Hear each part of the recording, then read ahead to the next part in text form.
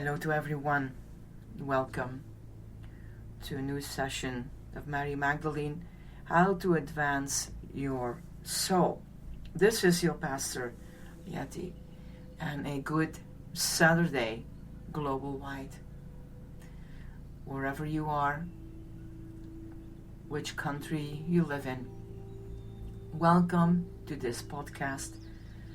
For me, it's an important part to give the abundance what our Lord can give us through people, how God used people, the blessings, the struggles they had, and the opportunities to find still the abundance of the blessing through their journey. So,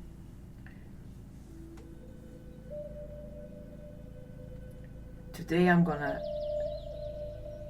give you accept abundance and treat lightly on Mother Earth.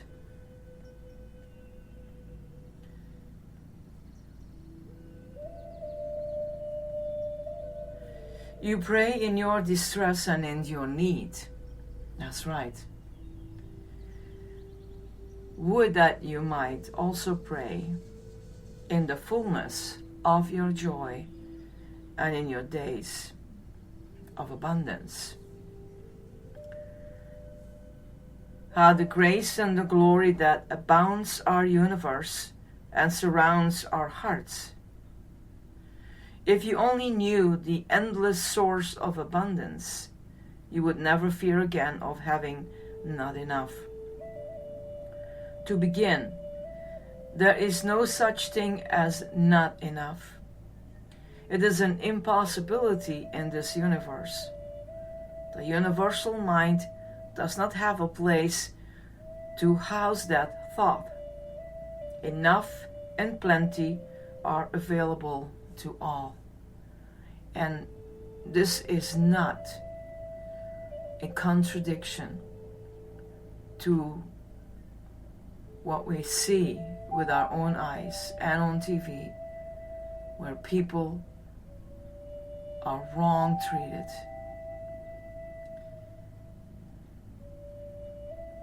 It's our part,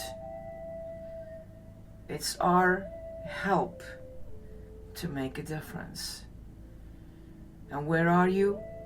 It's the place to stretch out your heart. Abundance is an important blessing that God pours over us. Even people in a deep need can experience the abundance of the Lord. And what I see is sometimes in those people who are gracious and appreciative to the Lord, as they receive their abundance in their suffering, that God is touching them and help them out. And sometimes they are more grateful than some others who say, I have so much.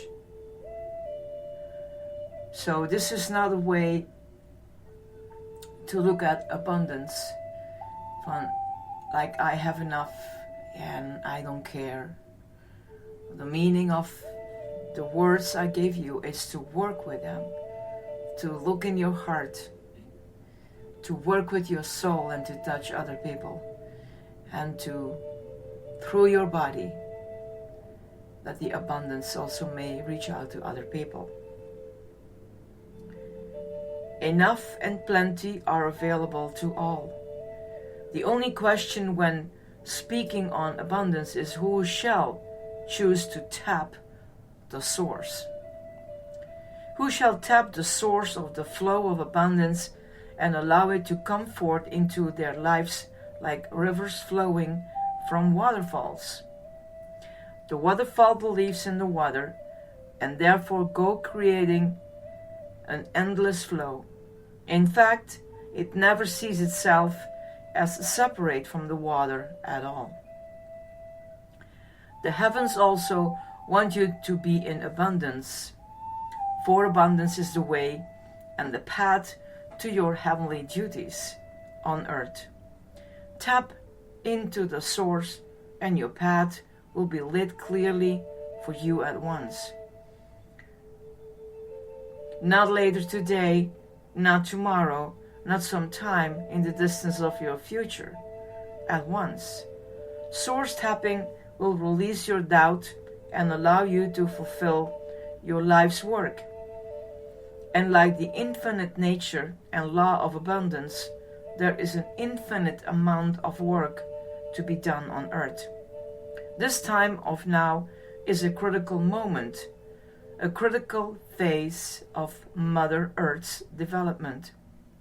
We must have many who are in the flow of abundance, for the work needs to be done now.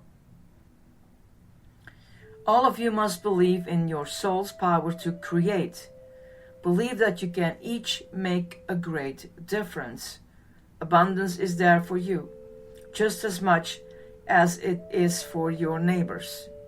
We do not say you may have some, but another gets more. It is your choice and always up to you. It is not for us to decide. Free choice and free will demands that. It is true for all things, including the nature and law of abundant living. Your life is meant to be rich and full of fruit, unless you choose for it not to be. In human form, you block the flow first with your belief about yourself and who you are, where you came from, how much you are worth, and what you deserve. These beliefs are small in many of you, meaning you believe that you are small.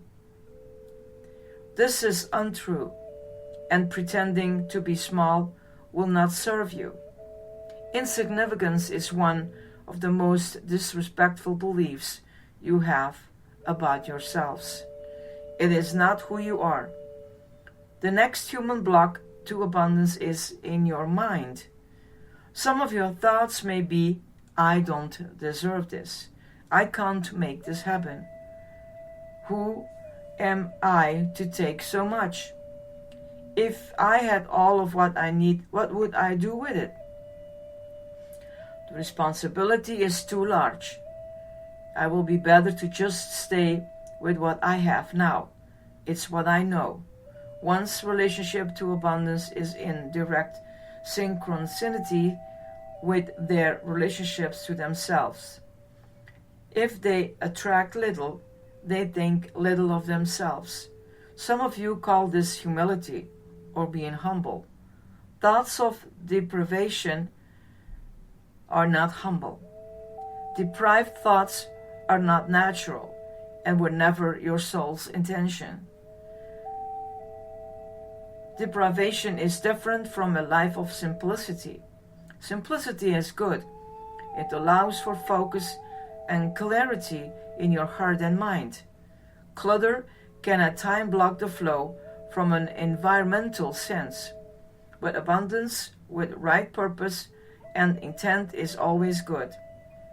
True abundance knows there is plenty for all, for me and for others, and sharing this abundance is good. One moment on sharing your abundance with others. Many do not know this. Share the abundance and allow it to flow from your hearts with others. But only share your abundance when you have truly disengaged the ego from expectation of its return to you. Give and let go. Truly let go. And another point on this, remain humble about your gift and your generosity. When ego is involved in the gift giving, it is not a gift. If your intention is not pure, it will often cause a disconnection between yourself and the receiver. because it was done from ego, not from an abundant heart. Jesus and the story of the fish and loaves is an example of sharing with a pure, abundant heart. Many came to experience him and hear what he knew and had to share with others. Hence the amount of fish and loaves. He did not do this just once, as you can imagine. It was often. And there was plenty. The manifestations of the fish and loaves was also a teaching on abundance. Jesus would say, if I can create this abundance for all who are here with me now, so is the same for you. The only difference between us is your limited belief in your ability to create. Abundance is available to all. You only need to believe in yourself first, and then in the abundance of the infinite. Infinite. There is no such thing as finite, perhaps in your tables of mathematics, but not in universal creation. It is easy to begin your relationship with abundant living. Spend time seeing the river of abundance flow through your crown and into your heart with pureness of intention. Then plan for abundance to flow on your path. See it here in your life now, already occurring, and feel the joy in your heart as you say yes to abundance.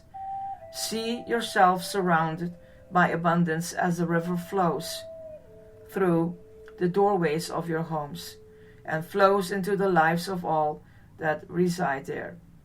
And as you are fully bathed in the river of abundance now, see your feet firmly planted and walking on purpose, carrying your vehicle while you are doing the deeds you came here to do.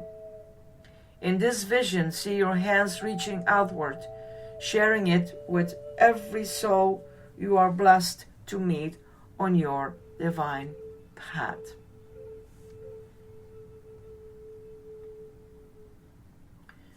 I touched Mother Earth quite a little bit in the beginning.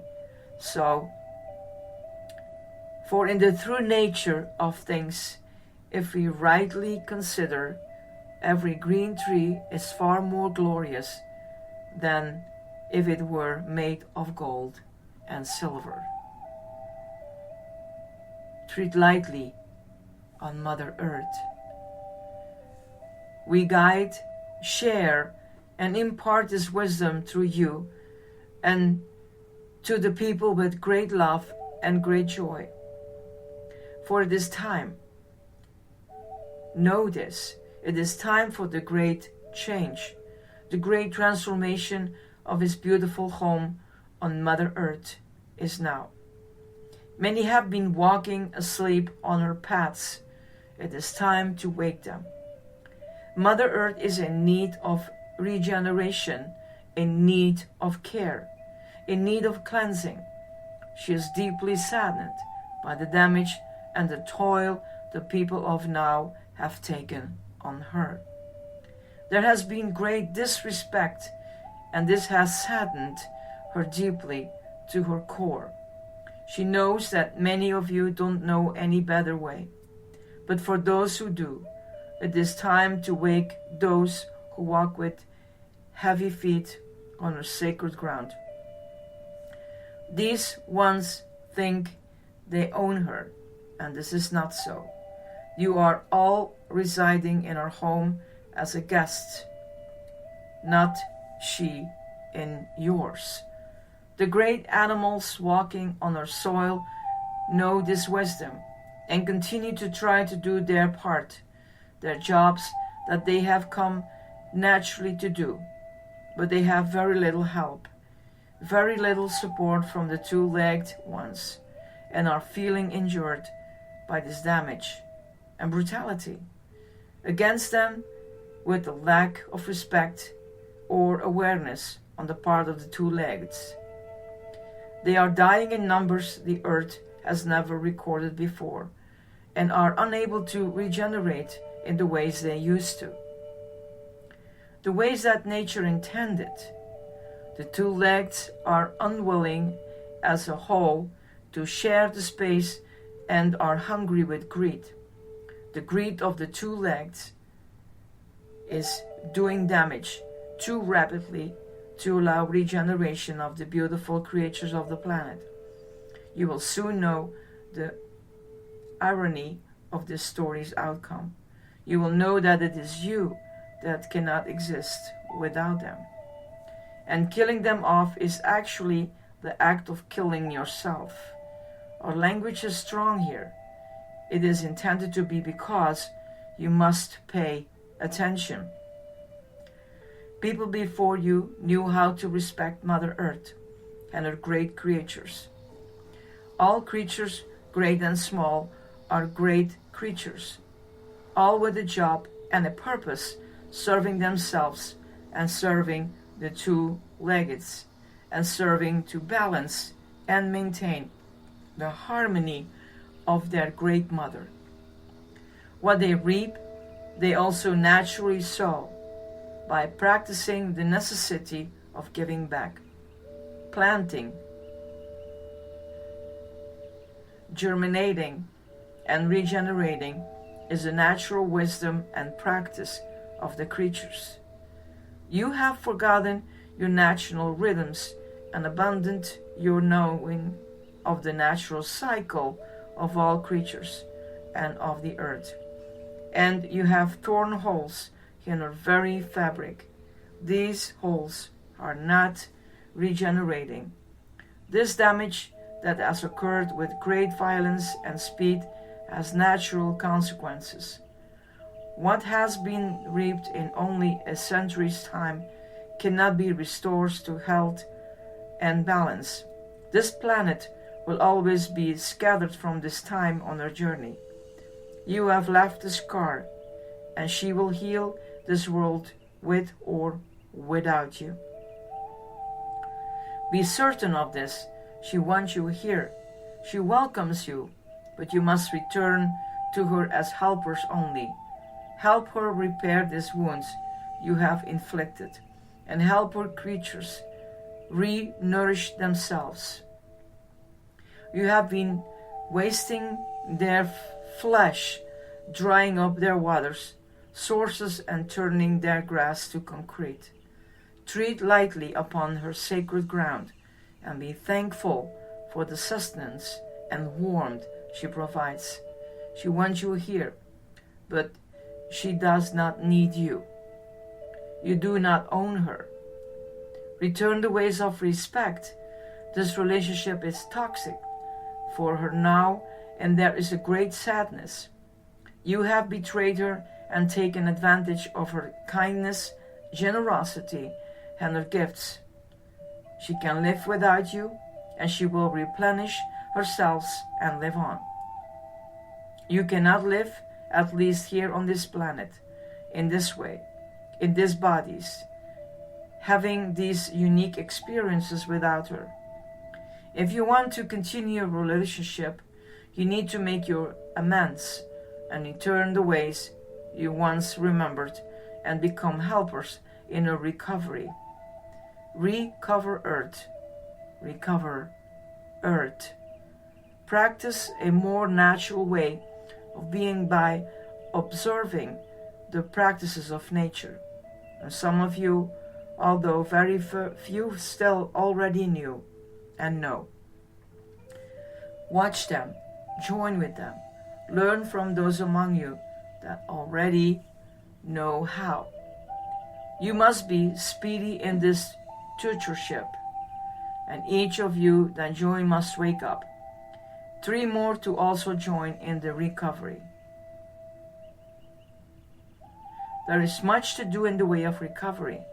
Participate in a task to recover Mother Earth and ignite a passion for it. Contribute also in the recovery of the creatures that roam the earth. Partake daily in these tasks while awakening 3 more helpers and go about this work ahead of you. If this is done quickly, you will be able to stay. The relationship will go on. Many of you have the mind that if you join in the recovery, you will have to give something up that you have attached to the created comfort in your lives. Your thinking mind is incorrect with this belief. If you do not become helpers and complete this task, you will lose more than your comfort. You will lose everything. The creatures that remain on earth, the ones you have not yet eliminated, can also be helpers. First, stop the needless elimination and waste of their flesh. Second, observe their ways and their nature. You can learn much from their natural way to teach you how to balance your own. Ask yourself in your observance of them, what do they need? How much do they take? How do they commune? In what ways and forms do they gather together? How do they replenish? How do they heal? Whom do they listen to? Where do they naturally grow and flourish? How do they birth? How do they cooperate? How do they give back? This final question is the most important for you to learn now. Start there and proceed forth. The first task is to recover Mother Earth now. And so it is.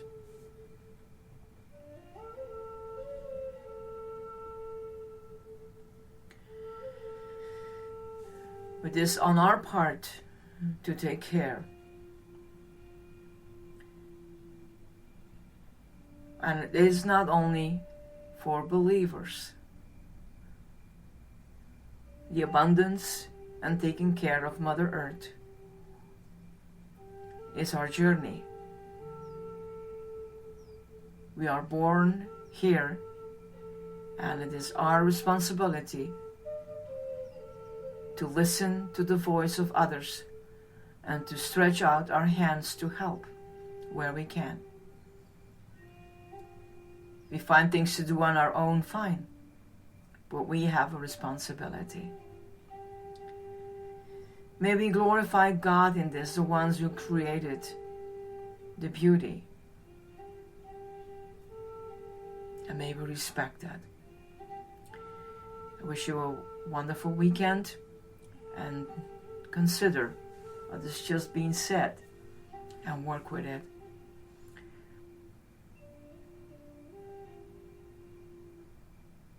God bless you. This is your Pastor Yeti. Bye-bye.